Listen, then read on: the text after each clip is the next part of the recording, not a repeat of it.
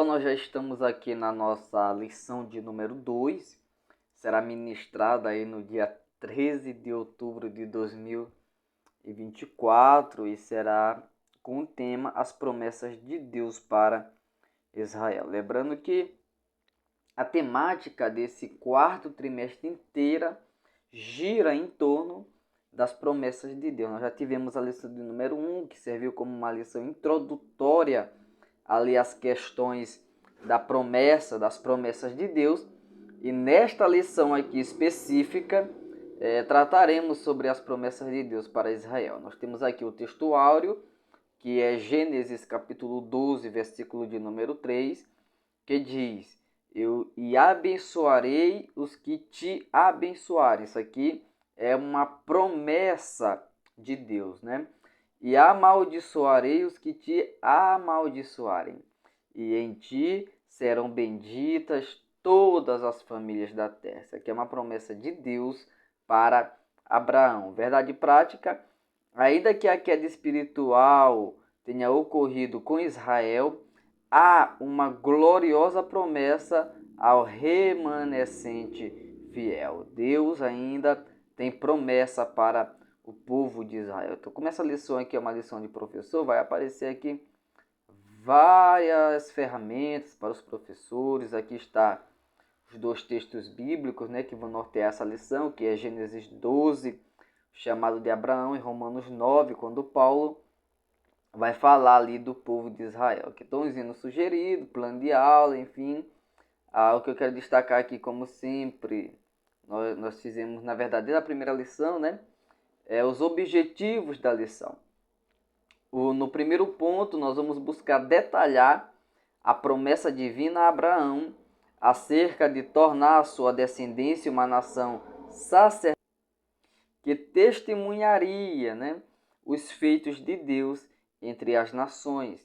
No ponto 2, nós vamos buscar elencar as promessas de Deus a respeito de Israel para o seu desenvolvimento como nação. E no ponto 3, nós vamos buscar destacar a posição de Israel no tocante à salvação e a promessa quanto ao seu futuro. Nós temos aqui a motivação, sugestão de método que o autor sugere, né? E tem aqui a aplicação da lição, enfim, isso aí você pode estar vendo aí depois na sua revista de professor. E a palavra-chave aqui, diferentemente da lição número 1, que a palavra-chave era promessa, aqui é descendência. Na introdução, nos diz assim: as promessas divinas para Israel foram feitas há mais de 4.000 anos antes do advento do Senhor Jesus. Tudo começou quando Deus chamou Abraão e fez-lhe promessas a respeito do divino propósito de formar uma grande nação.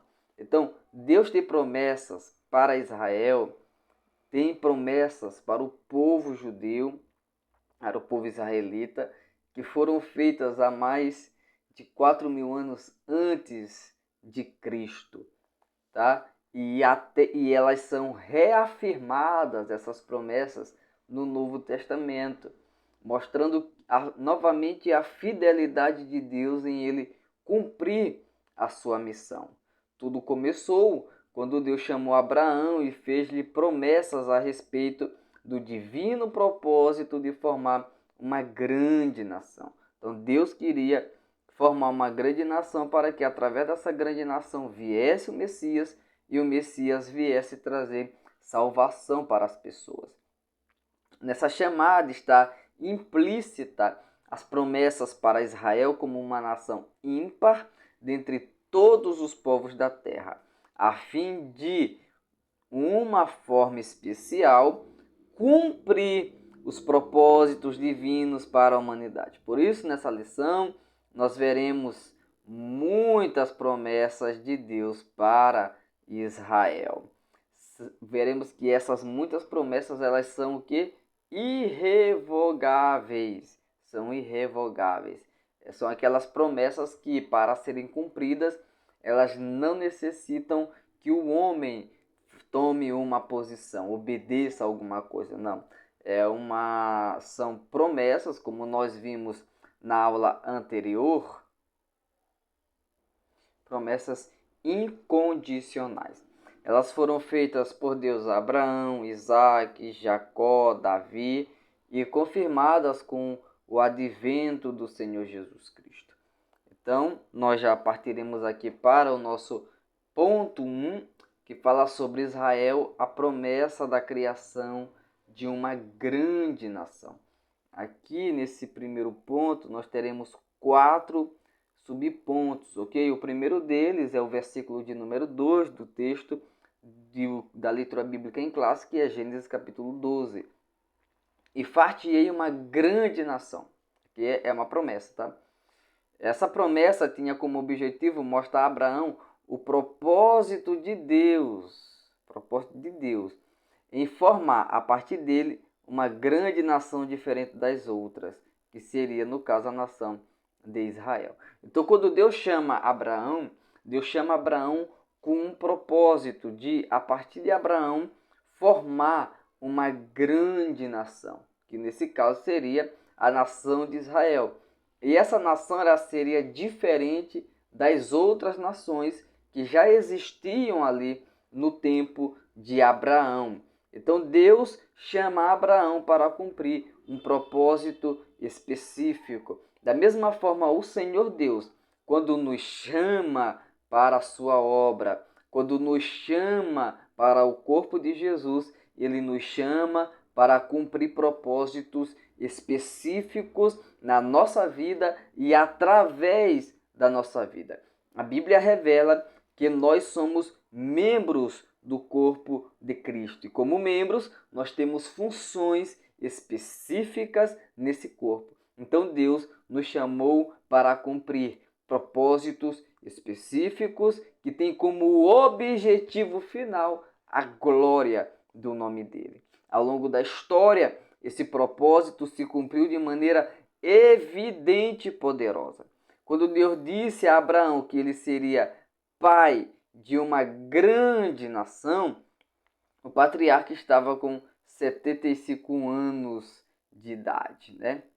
Seria mais fácil, assim, da ótica humana, a partir da ótica humana, de eu chamar uma pessoa com 18 anos de idade, 19 anos de idade, e uma mulher, né, que ele fosse casado e que a sua esposa não fosse estéril, tá? Que a sua esposa não fosse estéril, como era o caso de Sarai, que depois Deus mudou seu nome para Sara.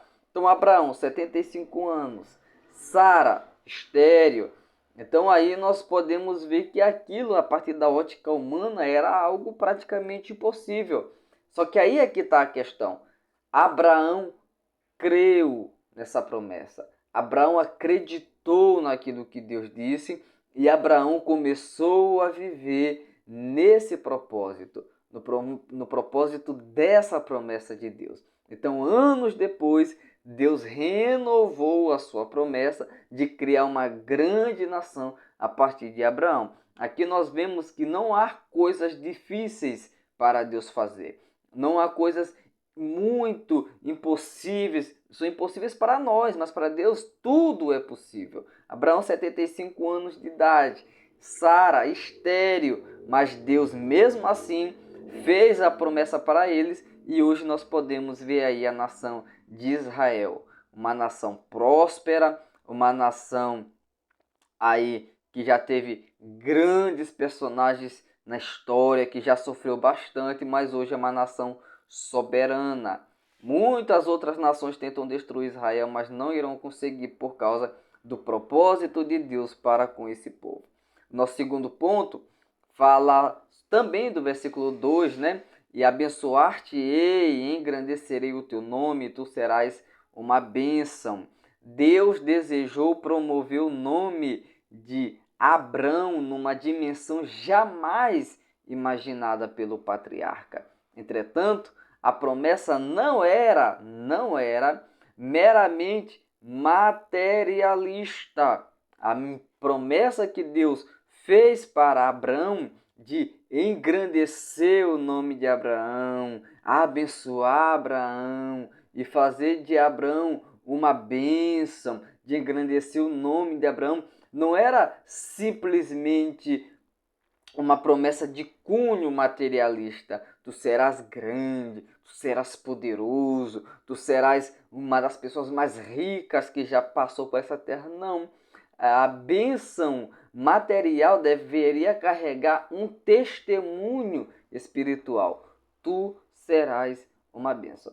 O problema de algumas pessoas hoje é que elas veem as promessas que Deus faz para elas, muitas das vezes apenas pelo aspecto material. Isso atrapalha demais, né, o mover de Deus através da nossa vida. Questões materialistas. Nós não podemos ser materialistas, nós não podemos ter um evangelho materialista e viver, né, aí um evangelho também materialista. Nenhuma nação teria dúvida de que era Deus que faria isso com Abraão. Era uma promessa por demais significativa, pois Abraão era filho de uma família idólatra e Deus o escolheu para ser pai de um povo que ainda surgiria, que é o povo de Israel. A história hebreia comprova que o patriarca Abraão foi de fato uma grande bênção para os israelitas, e não só para os israelitas, mas também para os gentios, né? Porque através de Abraão, através da descendência de Abraão, é que vem o Senhor Jesus, e através do Senhor Jesus, o muro da separação é derrubado, e os gentios que estavam afastados da lei, estavam afastados do culto, estavam afastados das promessas, agora eles podem desfrutar da maravilhosa promessa e da bênção de Deus, da bênção da salvação em Cristo Jesus, um judeu, né? Então aí nós temos que Abraão realmente Abraão foi uma bênção, não só para o povo judeu, para o povo israelita, mas também para todo o mundo, para todas as pessoas do mundo. O nosso terceiro ponto, subponto é o versículo de número 3. E abençoarei os que te abençoarem, que nós vimos lá na nossa leitura, né, no nosso versículo aqui de destaque, que é o nosso texto de ouro, o texto áureo. E abençoarei os que te abençoarem, e amaldiçoarei os que te amaldiçoarem.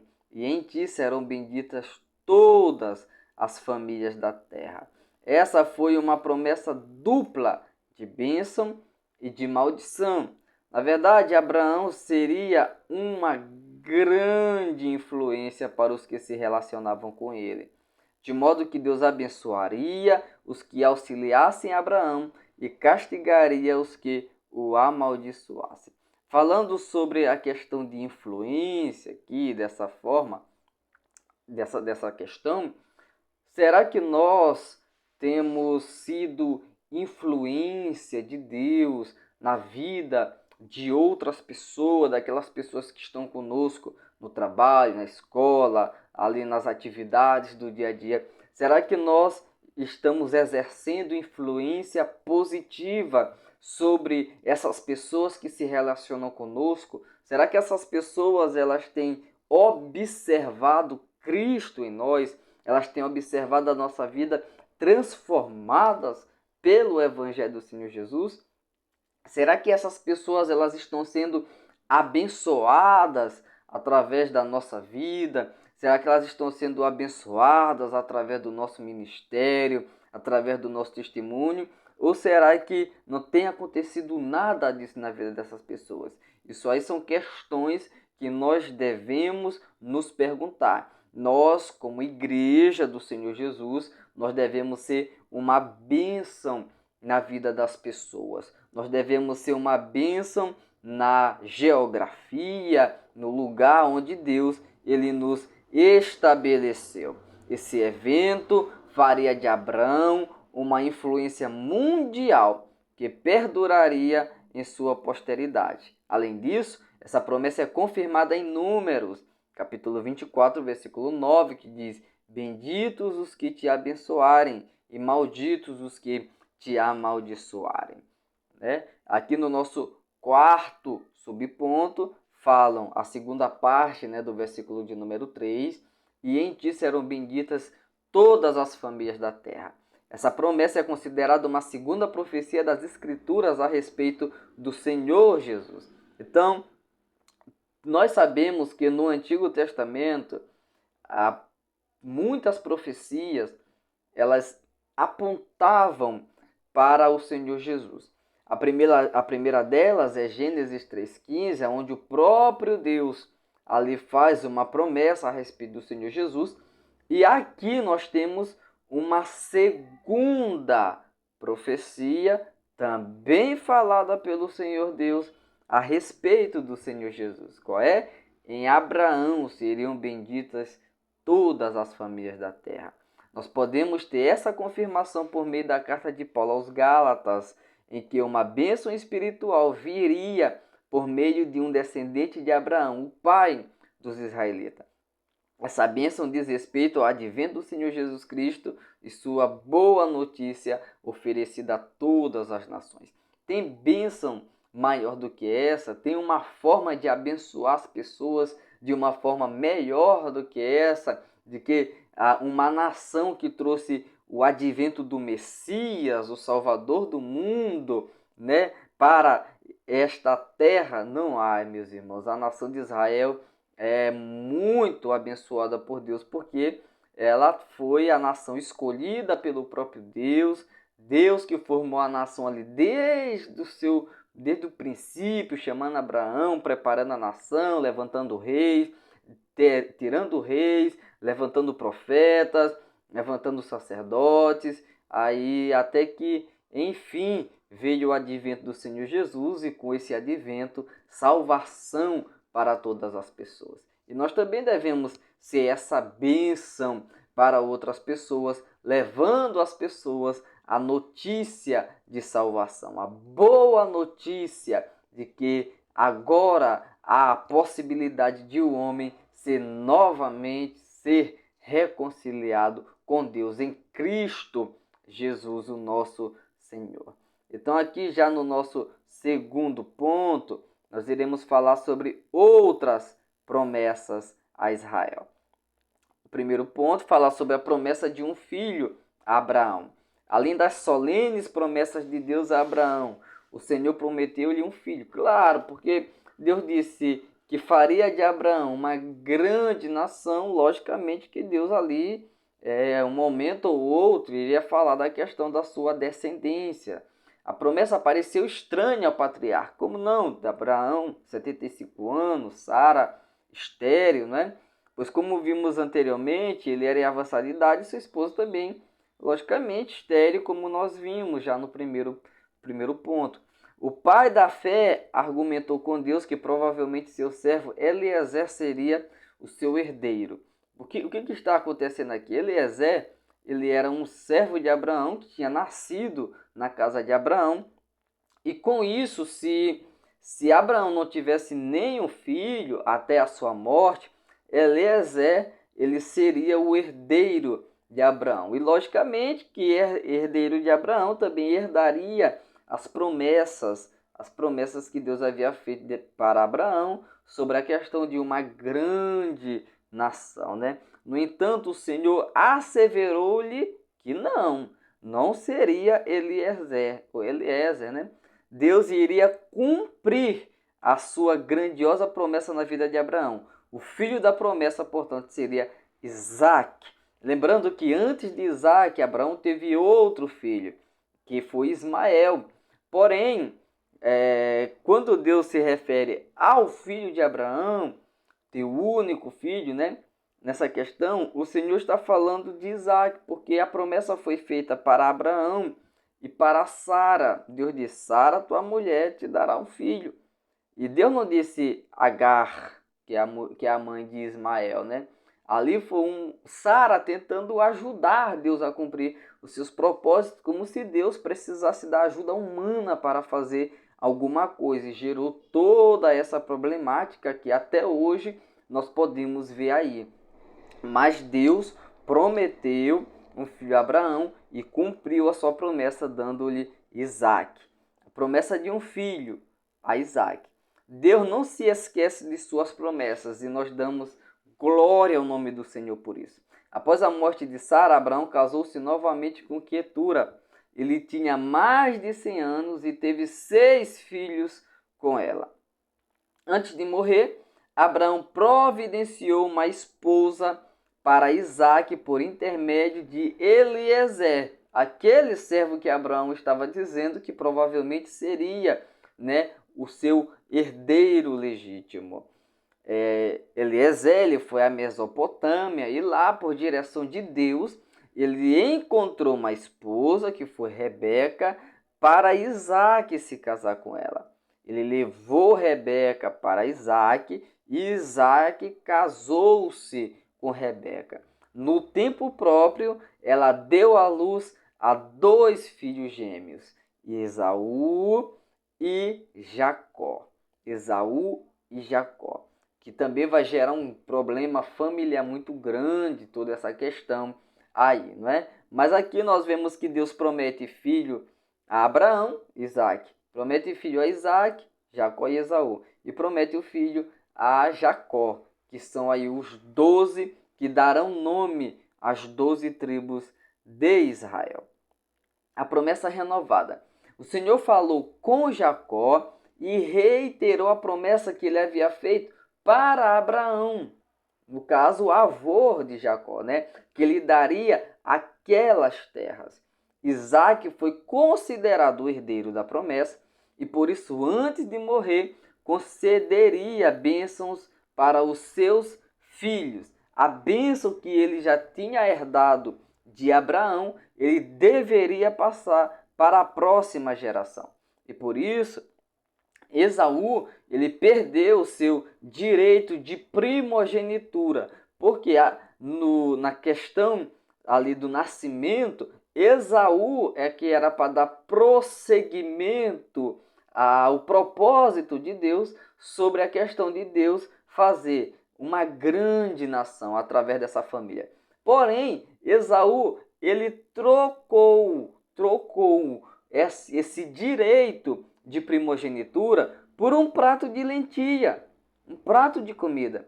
Então tem muitas pessoas que trocam bênção de Deus, que trocam as maravilhosas promessas de Deus, coisas que Deus dá para elas, suas bênçãos, por coisas que são temporais, como comida.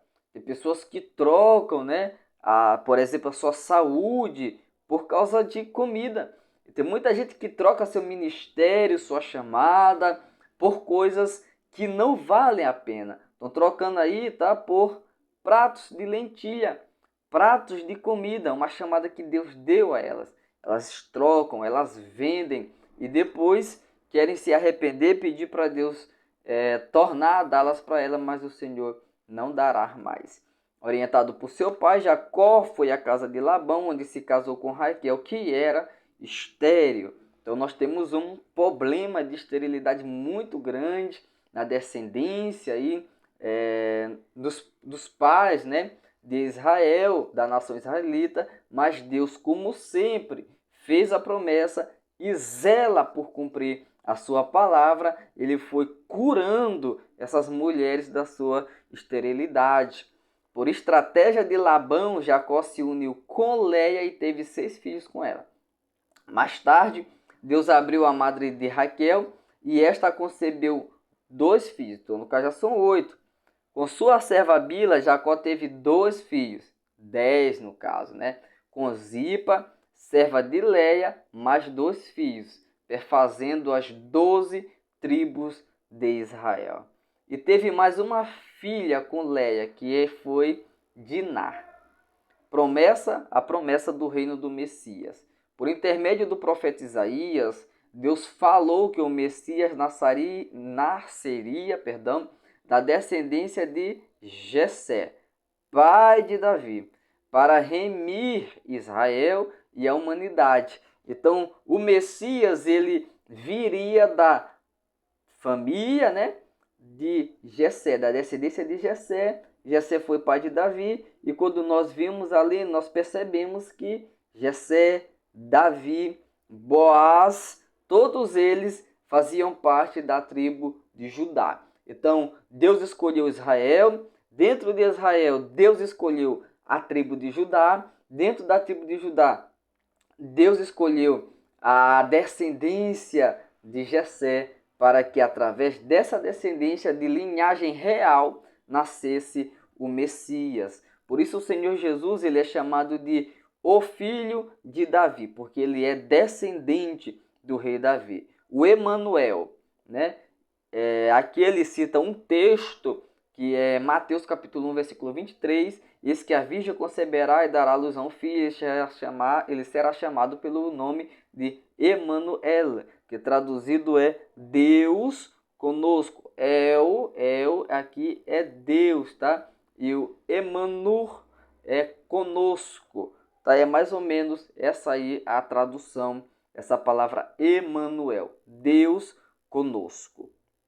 Aqui nós temos os auxílios e nós já partiremos para o nosso terceiro ponto dessa lição, que é uma lição que estuda sobre a promessa de Deus para Israel. Para Israel. Então nós já vimos, né, a questão da chamada de Abraão, passamos por Isaac, Jacó, os 12, já vimos Jessé, já vimos a questão de Davi, que dessa descendência viria aí o Messias, e agora nós iremos ver a promessa de salvação para Israel, não para a igreja. Igreja não é Israel, igreja, Israel é Israel. A queda de Israel. O Novo Testamento mostra claramente a queda de Israel.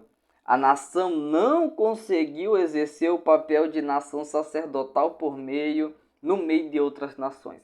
Então Deus colocou Israel no meio de várias outras nações gentias, né, pagãs. E Israel deveria exercer a mesma influência que Abraão exerceu, que Isaac exerceu, que Jacó exerceu, José exerceu no Egito. A nação de Israel deveria exercer como um povo santo, como uma nação sacerdotal. Ela deveria exercer essa influência no meio dos outros povos. Israel deveria ser espelho para as outras nações. Mas não foi isso que aconteceu. Ela falhou nesse propósito. Por isso, nos capítulos 9, 10 e 11 de Romanos, trata, né, de algumas questões que muitos cristãos dos dias atuais fazem hoje, como as promessas de Deus para Israel podem permanecer válidas hoje. Essas promessas elas foram revogadas.